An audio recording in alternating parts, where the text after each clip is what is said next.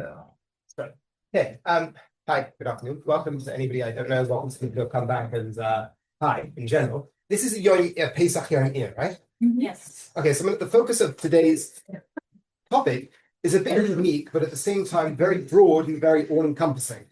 Talking about the Korban Pesach. Have you been taught about the Korban Pesach? Which is really bizarre, isn't it? Because it's the whole point of Pesach. Pesach is about the Korban Pesach. That was what it was all about. You have these I don't want to say nutters because that's pejorative. There are these. Tell you a story. I was waiting at a shul outside somewhere in Rehavia. I was having a chat with this guy standing next to me, and he was criticizing some sort of extremism on certain political Haredi sectors, and he was criticizing it for being slightly extreme. So I was like, okay, fair enough. We'll take different approaches, and I was trying to be balanced and have a balanced conversation. And then I asked him, what's he doing tomorrow? And this was about 5 years ago. He said, I'm going to the Temple Mount to try and offer up a goat. So I said to him, oh my gosh, that's great.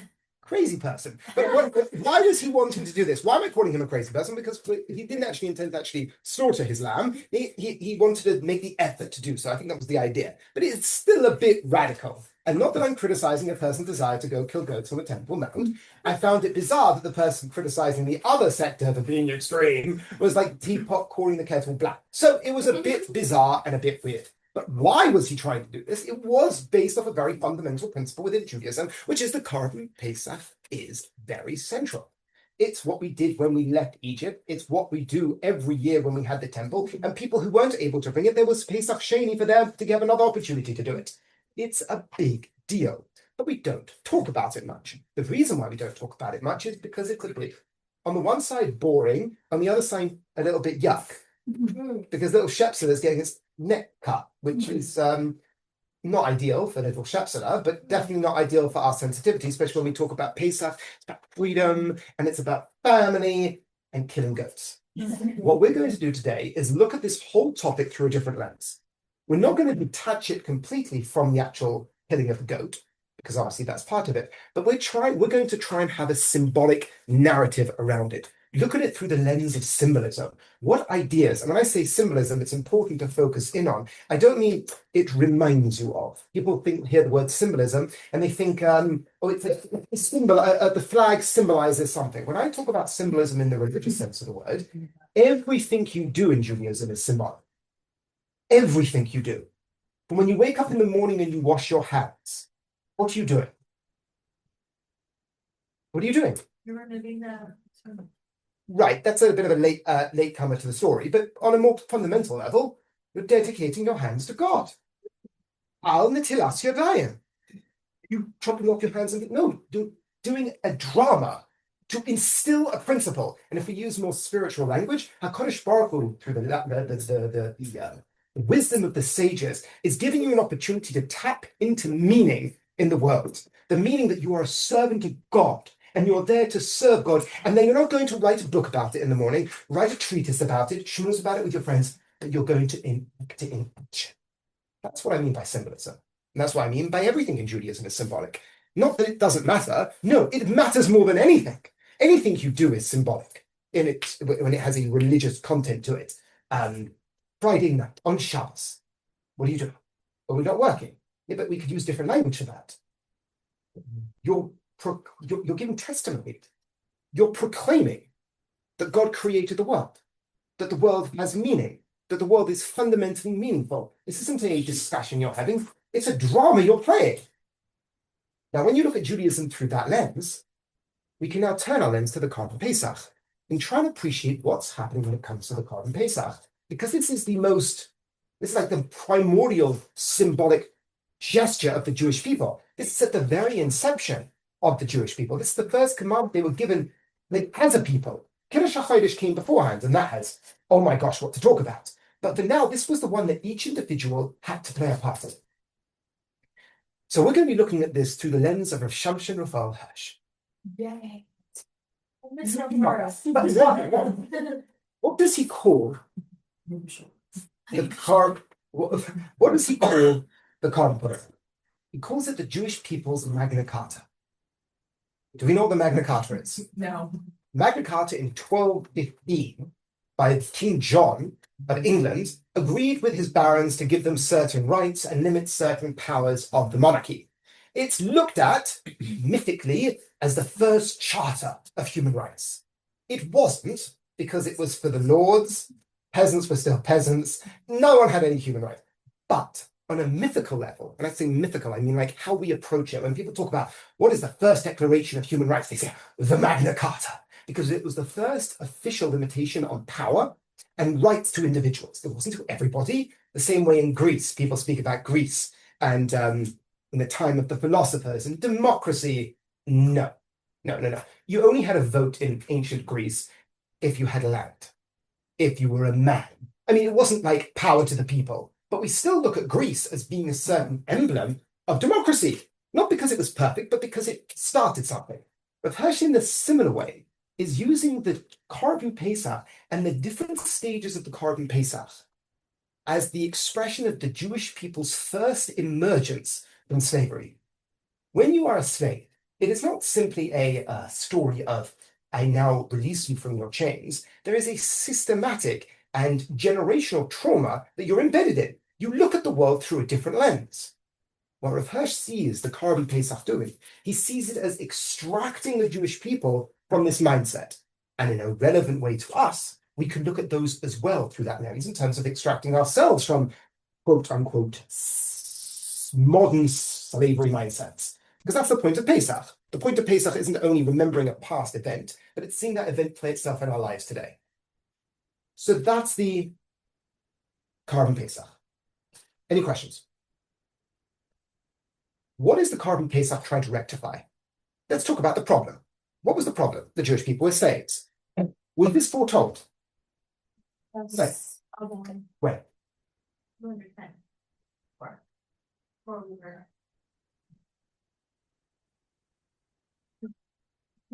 were slaves for 200. Okay, excellent. But It was what was it supposed to be called? What 400. was the event? And once again, we're going to put our symbolic lenses on our heads, because once again, if you train yourself to look at the world through a more symbolic patterns, you appreciate the Torah on a profound level. What we're going to do is we're going to talk about the bris. Why is it called that? The bris between the hearts or the cuts or whatever you call it. Does everybody know that story? Oh, when he walked through the Exactly. yeah. What was that? What was going on? Sorry? Super weird. I was doing a podcast with a rabbi on apocalyptic visions and messianic whatever, and I was trying to encourage people to read Nach, but I always had to caveat it. It's also very strange. It's like talking about the beauty of Yecheskel and Yeshaya and Ezekiel, and it's really weird.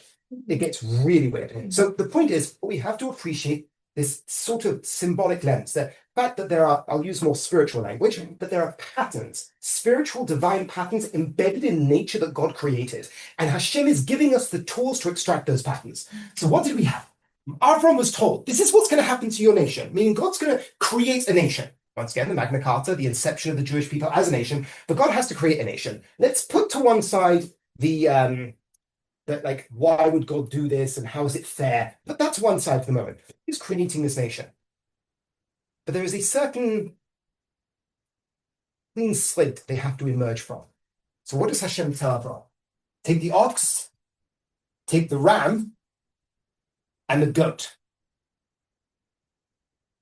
The ox, which is, once again, this is a suggestion. God didn't tell Abraham what these all represented, but from our understanding about how these different animals are treated throughout the Jewish tradition, we can get an inkling of what God was telling Avram. And birds. Rav Hirsch looks at each one of these as being the makeup of a nation, the economic drive of the nation. The ox, that was basically the plow, the tractor of the ancient world. The ram looks at as being representative of leadership, and the goat representative of stubbornness. Each one of these, the economic drive, the leadership, and the self-confidence, each one of these are at the bedrock of any nation. And what is Abram told to do? You cut them in half, and then vultures come down and prey on them. Rav Hirsch looks at that as being the dismantling of us as a people, dismantling of any sort of self-confidence, any sort of leadership, any sort of independence. That is us in Egypt. We are being split apart. We are being ruptured. We are being decimated. 210 years of that isn't something that you wake up the next morning and you're like, oh, you're an individual. You have rights. You have no. This was the Jewish people starting a tabula rasa, a beginning slate. But Rav Hirsch points out, the birds were left whole. What were the birds? In Sham. That free spirit, that spirit of curiosity, that spirit of that can renew itself. That thing that no matter what a person's put into, can always emerge once again. It's like the when we're talking about, just to make it political for 1 second.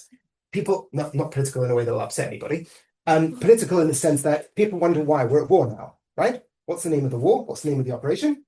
Lions War. What is it? It's called the Roaring Lion. What is the name of the operation that took place in June? The Rising Lion. Okay. Why did they call it that? America called it that because America, yes. But why did Israel call it those names? For the reason of the bird. What is the symbol of the Iranian people? What is the symbol of the flag of the Iranian people before the Ayatollah took over? A lion. Why is Bibi doing his propaganda, yelling at them to try and to celebrate the festival of the flame? He's calling on that spark. That yes, the Iranian people have no economic value. They have no leadership. They have no self-confidence. The lion is always there. That's what Bibi's calling on. That's what the Jewish people are calling on. We're saying the rising lion, we were like calling to the Iranian people. And now it's the roaring lion. It's like now or never. It's calling on that indivisible spirit that Hashem was telling Avraham. There are patterns in history and there are patterns in your experience. Certain things will be decimated, but certain things will remain whole. This is the problem. This is the reality that the Korban Pesach is trying to fix. Okay? Now the Korban Pesach. So we know what the problem is. We know this, and also it's worth talking about this because when it comes to Bris Bein Al B'Sarim, each one of the points that the language that the Torah uses to describe what would happen to the Jewish people with Gerus, which means estrangement, Abdus, which is servitude, Inoi, which is suffering, all plays itself out in patterns throughout the entire story. So it's an important part because this is where it all begins. But how does it end? It ends with the Korban Pesach. So I split this up into what I call 4 covenants, 4 brises, 4 callings from God to the Jewish people about who we are to be. Okay? The first one, the covenant, the way I phrased it, the covenant of individuality. That in this paper, I'm just basically going to I've summarized what I'm going to tell you now, so you have it as a go-to. The covenant of individuality. The Jewish people are told the language is used is ish, which means every individual. Every individual of the Jewish people is told you are to take for yourself an animal. That person says, well, that's obvious. Well, no, it's not obvious. Because in the ancient world, as a slave, you had no individuality. You had no personality. You had no, forget about the ancient Egyptian individual. He also was completely subservient to the king, to the state. He was a cog in the machine of the state. A Jew, a slave, was raw material in the machine of the state. We have to try and really appreciate what it means to be a slave in the ancient world. And it's not a pretty thing to read. The level of dehumanization is often beyond our ability to think about. It's one of those things people discuss when they're talking about slavery in Judaism. Slavery does have legislation. Judaism does have legislation for slavery. And that's often a bit difficult. That if God is a moral God, how could you possibly allow slavery? It's a good question. But if you just understand how the Torah describes how a Jew is supposed to act between themselves and their slave, you would be in absolute shock if you compare that to any other world in the ancient, any other system in the ancient world. A slave was lower than an animal in some respects, in the sense that the Jewish people aren't a people; they are, for all intents and purposes, a horde. They aren't individuals. They are being told to take. For a fact, this is fundamental because they're not only told to take, they're also being told that they can act in a religious manner and be significant. They matter. They have responsibility. All these things are built into the first commandment to the Jewish people. Their individuality, their ability to act religiously, to have agency. This is the first covenant. This is the first gesture of God towards the Jewish people. But what is the second? What do you take? A lamb. But that's slightly counterintuitive, isn't it? You've heard what they call people? Oh, sorry? Sheeple. Sheeple, that's it. Excellent. Sheeple. Why sheeple? Because a lamb goes to the slaughter. A lamb is the Sheeple. it's what people feel, that people who haven't been red pilled or blue pilled or black pilled, whatever it may be, those people who are still entrenched in the matrix, they call them sheeple because they don't know, they're just being led by a shepherd and they don't think for themselves. So if you ever called a sheeple, I don't know if you can call an individual a sheeple, but it's like you know when you have you know when you have board games, they're called a meeple. And you have that? Yeah, anyway. So the first covenant is the covenant of the individual. The second one is the covenant of equality. Rav Hirsch sees that, yes, there's something counterintuitive about the fact that you are supposed to take a lamb. But where is the relationship? Egypt was built of hierarchies. What is the lamb symbolizing to the Jews? They're all equal in terms of their relationship with the shepherd. Who's the shepherd? God. That makes every Jew equal, but it doesn't make only every Jew equal. It makes every Jew look at his taskmasters in a completely different way. If I have a profound and stable vertical relationship with the Almighty, that builds you with confidence. That builds you with esteem. And that also allows you to look at your horizontal relationships differently. The horizontal relationships you have with other people is based off how they project themselves, how they show themselves. And I put this in the in today's day and age where I know it's a cliche, but people talk about social media. And then when you talk about social media, someone says, I don't do social media. And then you ask them if they do WhatsApp. And they're like, well, I do WhatsApp. Yeah. And I say, who do you think owns WhatsApp? And it's not incidental that statuses have become the new thing on WhatsApp. That's it. And they feed ads into it as well now, which is genius. But what are you doing when you see a person? What makes you feel inadequate? It makes you feel inadequate when you see the 1% of people, when I say the 1% of people, the 1% of people who are happy to project their private life to the outside world, 1% of their life you're seeing projected in your face. If that doesn't make anybody feel inadequate, I don't know what does. But what is this covenant of equality doing? Just giving it that sort of like a relevance parallel. What does that do if you have a solid vertical relationship? When people say develop your relationship with yourself, it's a secular way of speaking. Develop your relationship with yourself and then you'll have self-confidence. The Jew says develop your relationship with the source of reality and then you'll have self-confidence. Not that it means that God loves you and everything's okay. No, when you recognize that your life is lived in relationship with the most fundamental, it makes other comparisons weaker. Now, mostly this isn't me calling that there's no reward and punishment and there's no expectation, there's no major responsibility. No, there's all that in Judaism. But if you think that's coming from the divine, if you think that's coming from something above you that is also above everyone else, but you are in a relationship with it, that's a boost of confidence. That's the covenant of equality. All Jews are equal in their relationship to God. But it also flattens out other horizontal hierarchies. So you have the covenant of the individual to take the covenant of equality to take a sheep. And then lastly, where does that all stay? What houses that? The covenant of the home. This is where the focal point of the Jewish home was first stated. The covenant of the home? Home. Where is the space that this takes place? Once again, what is the opposite of a home? Public space. Public space, but think about it negatively. People would naturally say being homeless. Oh. But no, it's not. The opposite of a home is a barracks. A barracks. When you don't have where there is, look at it from any, what is the first thing a totalitarian state tries to do? Dismantle the home. Because when you dismantle the home, you dismantle the seeds of society, and then the state takes over. Even Plato in his Republic wanted all children to be in the same thing, and barracks for this and barracks for that, because then the state has power. What undermines a state is the home. In communism, what do? They encourage individuals within the home to snitch on their parents. Why is that so devastating? A good example of this was during COVID.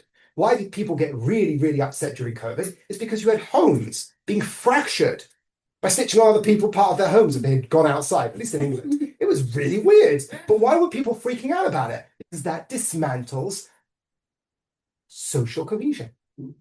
And what are the Jewish people to do? Told the language of Beischa, your home. Your home is defined by you.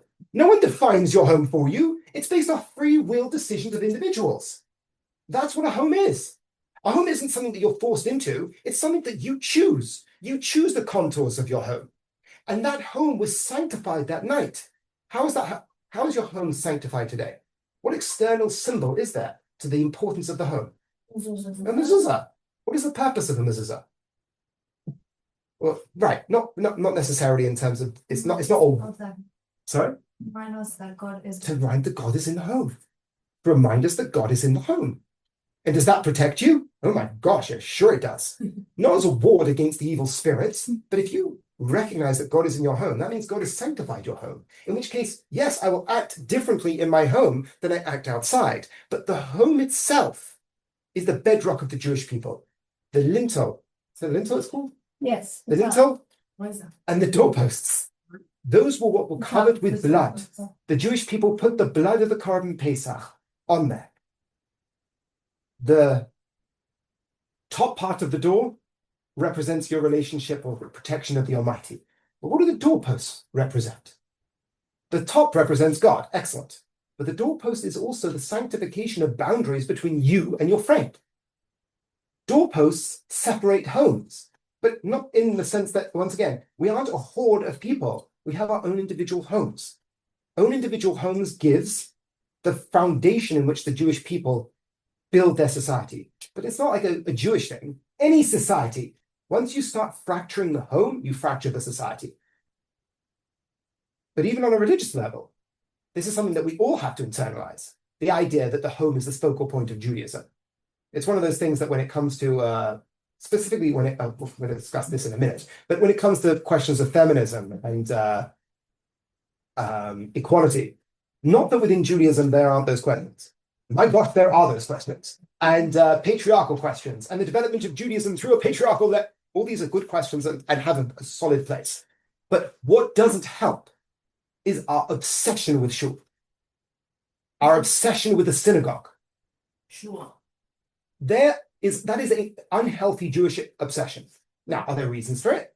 Maybe, but it's not Jewish. Not that shuls aren't Jewish. What does the word shul mean? School. It is where you are supposed to learn to do your Judaism. The home is the focal point. And who takes the primary role in the home? The mother. So now, I'm not, as I said, this isn't a point to try and dismantle or talk about or do apologetics. That's not my point. My point is that where you focus shows where you care. Your care is where your attention lies, which is why in the whole modern landscape, everybody wants your attention.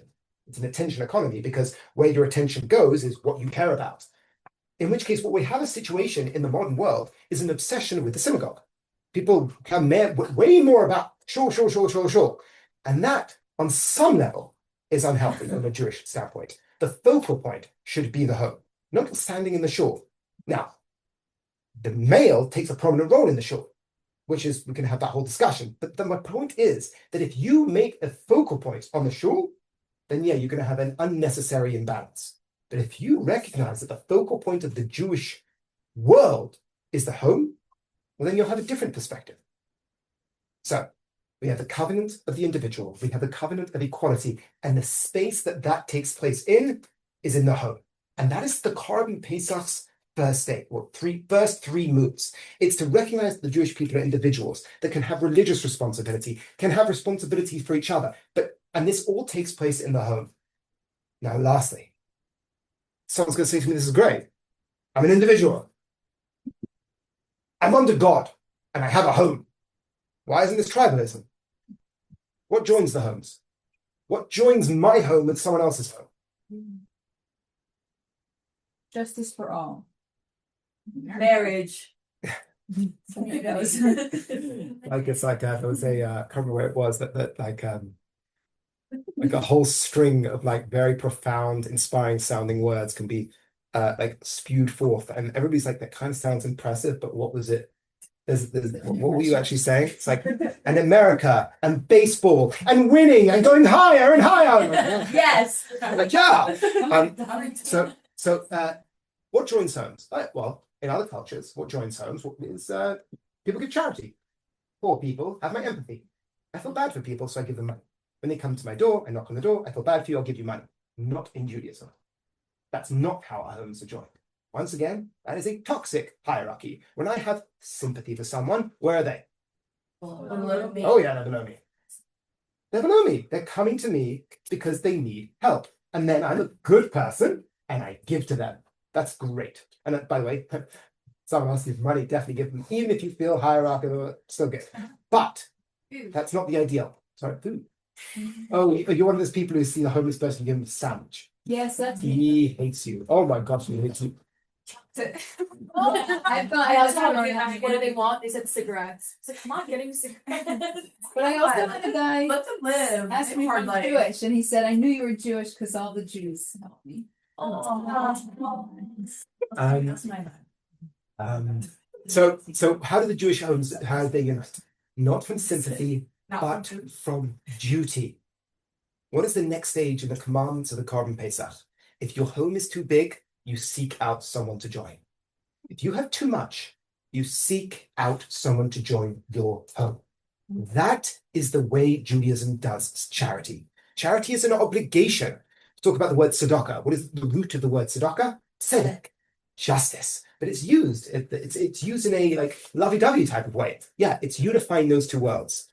You give, and you're supposed to develop your empathy for the other person, but it's an obligation.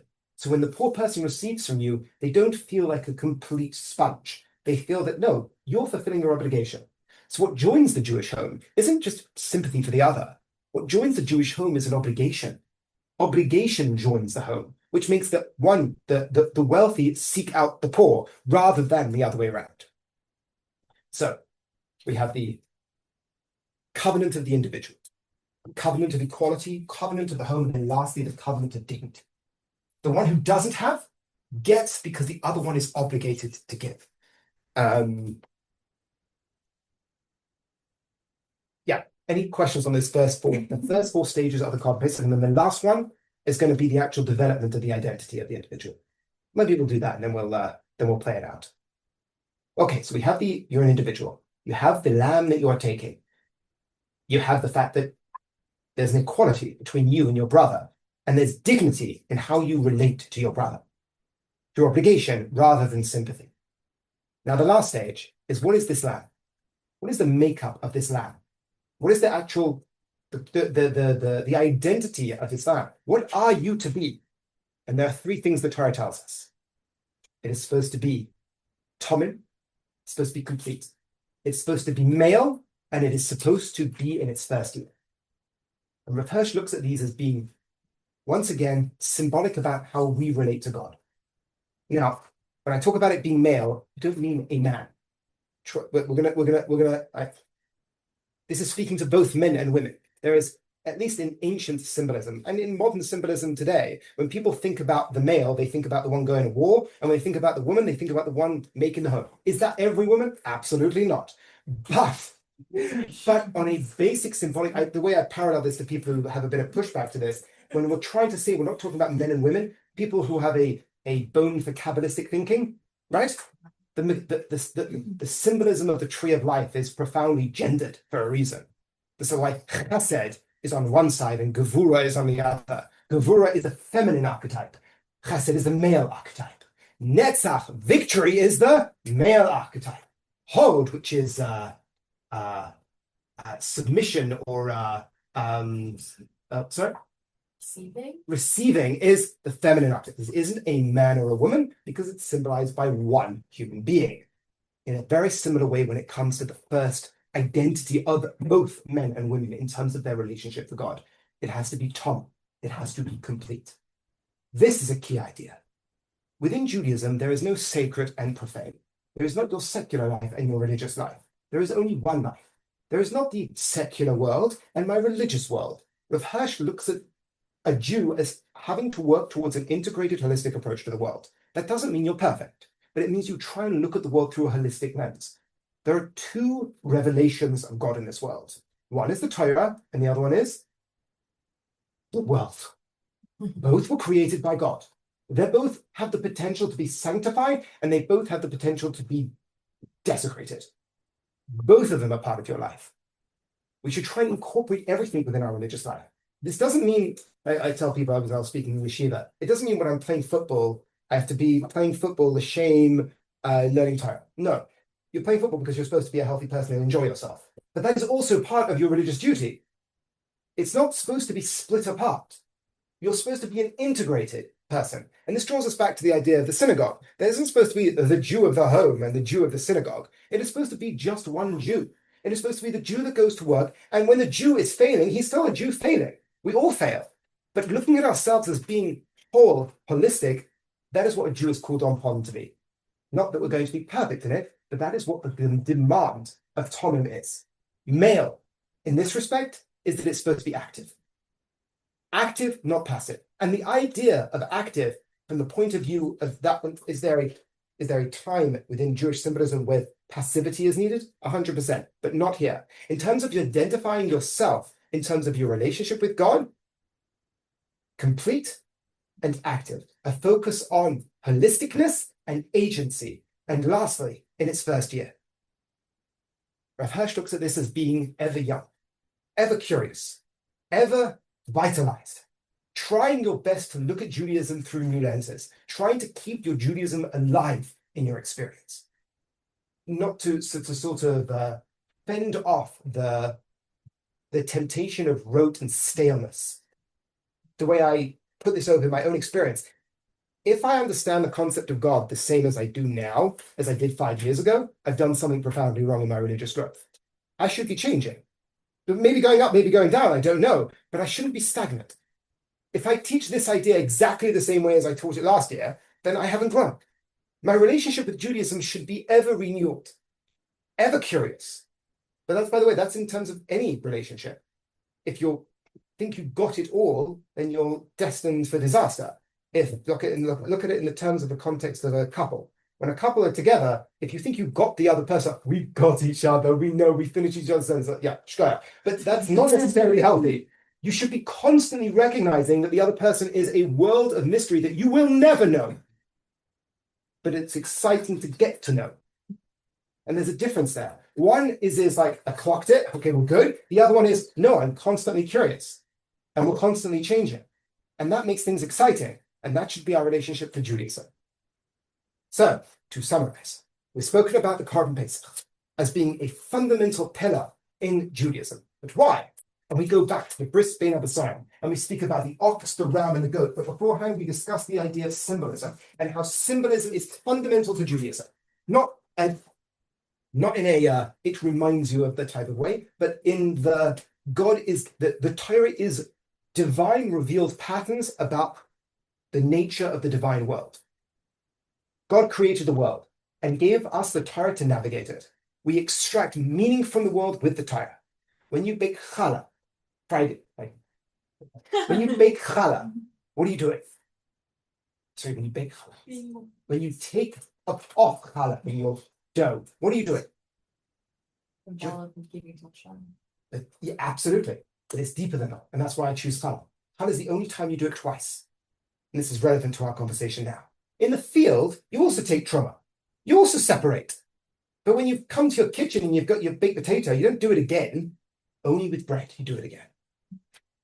Because bread is the fundamental staple.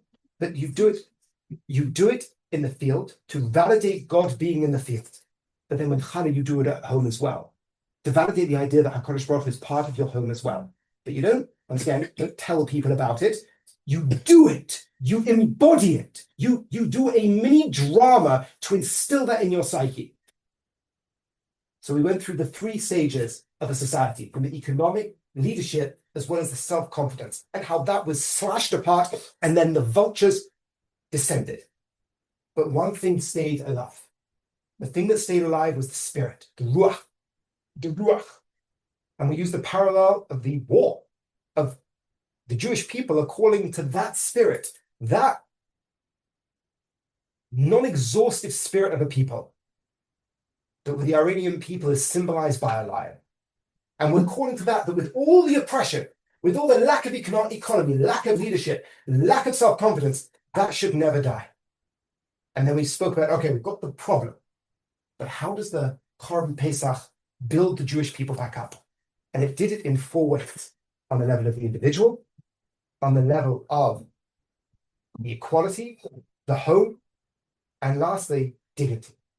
The level of the individual, that they were discrete individuals. They weren't numbers, they were individuals. On the second level, had it on the level of equality, the idea of a vertical versus a horizontal relationship. In terms of the home, where does this take place? Not in the shul, not in the temple, but in the home. And that is the focal point of the Jewish people's religious life. And this whole Korban Pesach was put upon the doorframe of the Jewish people in Egypt. Then lastly, what joins these homes together? What joins these homes together is duty, not sympathy. And then what about the identity of the Jew itself? The lamb, complete, non-decompartmentalized. The male, active, not passive. And then lastly, the idea of ever young and ever curious. Any questions, any thoughts? That sort of sums me up, so yeah, thoughts? On the male aspect, like I would assume that it would be feminine, that like our connection to Hashem is not in the active, it's in the like receiving, that like we're just passing for Hashem's. So within depending on your vantage point, symbolism can have different meanings. In terms of our relationship to God or our relationship to the Torah, one's receiving, one's giving. I'm not necessarily using that sort of lens. Okay, Trying to, I suppose, on the most basic level, it's we're trying to identify that why would this be the makeup of the lamb that you are told to bring? Any thoughts? Any questions? Any questions about anything else? Yeah. Can you just go over the covenant of dignity again? Covenant of dignity is this idea that, I'll give you a good example. Story. A person knocks on your door. There's a sign out. You give him money. You close the door. How do you feel? Yeah, hey, that's for charity. How does he feel? No. He feels probably he's got some money now, but what's he doing now? Going to the next door. There is a fundamental imbalance in the classic notion of charity, which is why charity given in that way isn't an ideal. What's the ideal version of charity? We go seek out. No. They only have to ask me one time. Nope. They don't know. Maimonides has 8 levels. They don't know who we are. Nope. Oh, giving a job. Giving a job. Why giving a job? Because they could do it the same covenant. Dignity. They feel like a mensch. In a similar way, if I have to seek you out to give charity to, you feel not like an object of pity. You have value. That's the point. Now, it's never going to be ideal when people are poor, because that's the nature of reality. People are poor. But whatever you can do to give dignity to the person, that they recognize that, yeah, I'm giving to you as well. Without me, you couldn't fulfill your duty.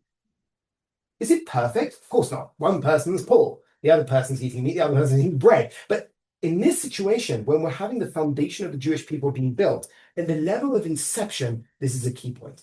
Hence the covenant of dignity. Yeah.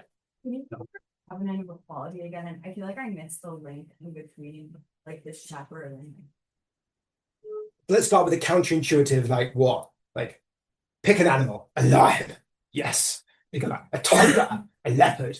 A lamb.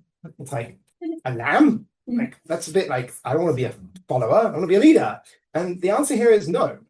It's like, being a lamb is only a problem if you have a evil shepherd.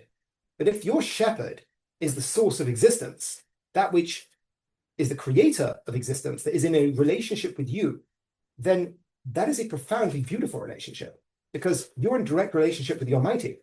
Why does that make equality? It's because you're no better than me in that respect. We're all sheep in the service of God.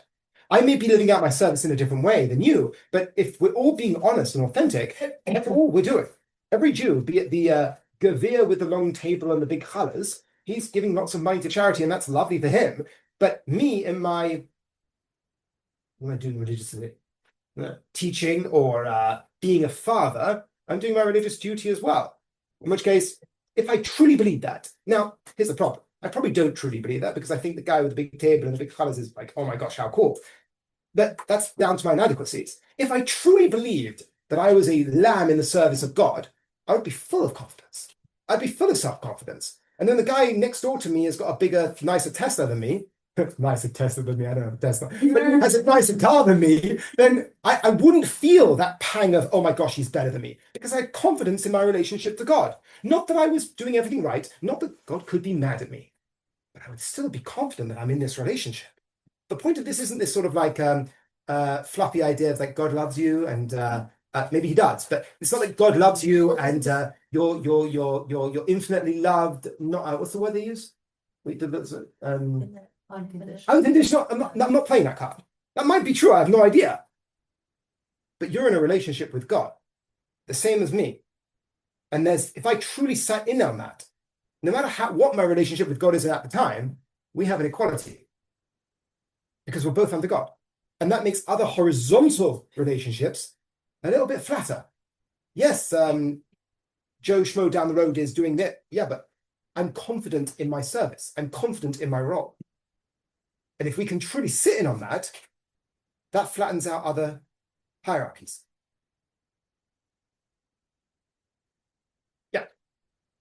So what is it like covenant of the home and the covenant of dignity kind of like connect to the Korban Pesach? Because each one of them is a requirement of the Korban Pesach. You are supposed to, I've got the psukim here, an individual is supposed to take a lamb. So you have the individuality, you have the equality. Right, those make sense in regards to the Korban Pesach. Each man according to their household. The household is expressly mentioned. A household is the seat where this takes place. What determines a household? You determine a household. You choose who to join into your household. It's an act of freedom. And then we are told, if your household is too big, what are you supposed to do? You are supposed to draw people in. That's the point. Each one of these emerges directly. Now, the beauty about symbolism is that I don't know what the Jewish people were thinking when they were told this. I have no idea. But what I'm describing isn't far-fetched. Each one of these, the beauty about symbolism is it's supposed to be timeless. There's a distinction between good symbolism and bad symbolism. If a person 5,000 years ago wouldn't have had a clue what you're talking about, then you probably are being a bit too modern about it. Symbolism is supposed to be a language that is timeless. But a lamb, I don't care who you are, lambs had shepherds. If your idea is that there's this psychological concept that whatever you might have said, like, that doesn't really work. I can't envision someone 3,000 years ago sitting in on this idea. But if I imagine a slave from 3,000 years ago, and I say to him, you have religious worth. Like, shut up. The priest does. The priest in the temple of Net has religious worth, not me. Say, no, you have religious worth. And God is in a relationship with you directly. You are a sheep in God's flock. It's like, you nuts. I'm a slave. I have nothing.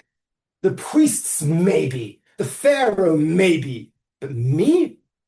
And you say, well, go put together your home. I'm sorry, we don't have homes. We live in a barracks with slaves. No. Come together with your home. You come together with that home, that family setup that you have. Join yourself together into a distinct and unique entity. And then the dude down the street hasn't got enough to get himself his own car. Tell him to come and join. I say, why? Because I feel sorry for him? No, because I'm telling you, based off the idea of you as an individual have responsibility, this is your duty. That makes sense to me. That makes universal sense.